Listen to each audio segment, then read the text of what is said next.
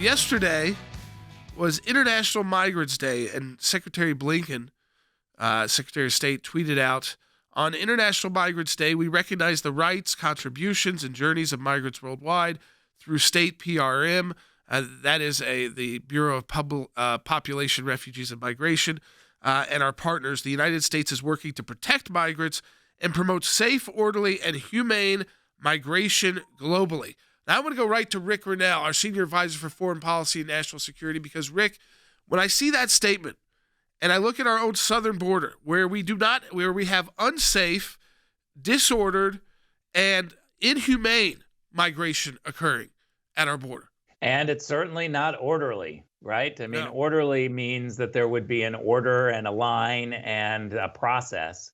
And that's what we have right now, are people jumping the line. Look, there is this radical element within the idea of refugees. I remember I spent 8 years at the UN, and this radical element wants to believe that there should be total movement of people without rules and regulations, and that people should just be able to pick up and move to any country they want.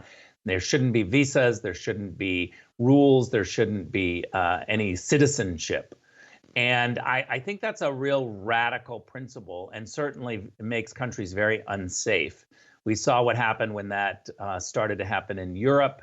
Certainly that was one of Chancellor Merkel's big problems. It created Brexit. And now we see in the United States a similar situation where Democrats have completely put their head in the sand about our southern border.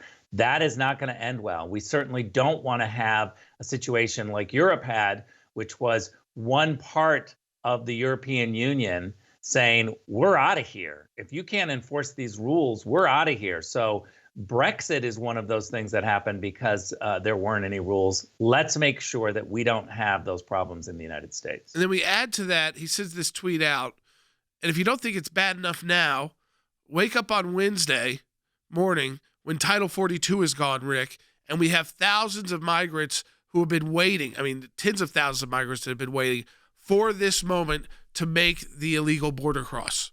Look, I saw recently people criticizing Joe Biden in the White House, saying, you better get down there before Wednesday. You better go and show some sort of support and see the situation.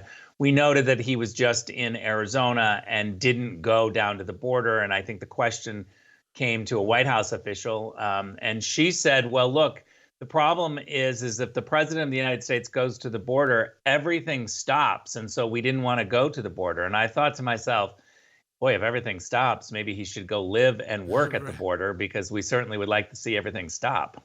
Yeah, I mean, this idea that, again, they send out tweets like this, like everything's fine in the world, and yet we have probably one of the worst migrant crises in the world happening on our border. Maybe number two would be what's going on with Ukraine and Russia and Ukrainians, but even that has calmed down to some extent. We are about to ramp up and see record numbers. The drugs come in.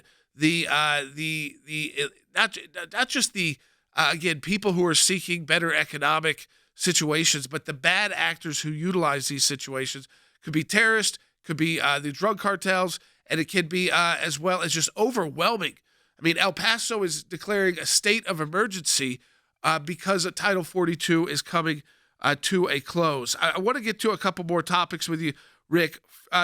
One that seemed like, with all the protesting in Iran and with their attacks on women specifically, and the uproar we saw in Iran, that the Iranian nuclear deal and trying to extend that deal or trying to re-engage that deal by the U.S. was kind of put to bed. And now there's new reports that the door is still open. What are your thoughts on that? Are they buying into this Iranian propaganda that, the headscarves don't matter anymore? You know, it's really troublesome because when you look at the press reports that are describing exactly what you were talking about, specifically, I'll just say Reuters, they keep quoting anonymous sources within the United States government saying that, you know, we can totally hold them to account, hold them, the Iranian government, to account. But at the same time, we should pursue this new deal and cut some sort of a deal with the Iranian government. And I just say, that those individuals who are quietly pushing this idea, they need to come out of the woodwork, because they are not paying attention to history. What we do know is that the Israelis caught the Iranian government lying about the number of centrifuges, lying about just how much they have enriched, lying about the heavy water amounts that they're using. And this is something that I think the Biden administration, specifically the Iran team, are ignoring. They're still assuming that the Iranian government is telling the truth, and therefore we can cut this new deal and negotiate with them. They are not good faith actors. We realize that. And let me just finish by saying, shame on anyone who wants to start negotiating with Iran right now, as Iran is selling drones to Russia, who is clearly causing chaos in Ukraine and pushing a war, a deadly war. You, if you're going to deal with the Iranians, are also giving the Russians aid and comfort in their quest for more war. Finally, to January 6th, I want to hit a few topics with you, Rick, while I got you today. And we now know that the panel, the January 6th panel, this is their final hearing today, and they're going to be making criminal referrals. And the most high profile that are being discussed, they haven't been made yet.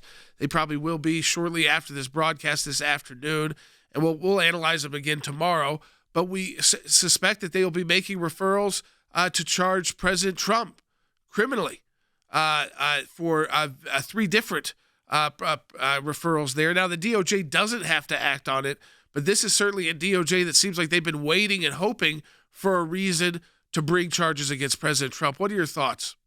Well, I think for sure they're going to recommend that, because they've just held, primetime hearings, an investigative arm of Congress without a single dissenting voice.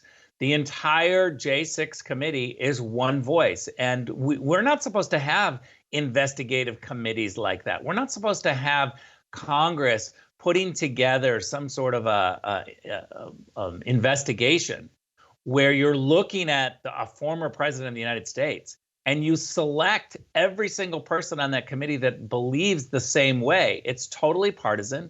It's a kangaroo court. It looks really ridiculous for the United States Congress to be pushing this. And that's exactly why Kevin McCarthy, thank God, has said that he will end it immediately. You can't have an investigative arm where everybody agrees and it's just one partisan side of the aisle. I mean, that's crazy. No, especially when you're talking about criminal referrals and something as serious as that.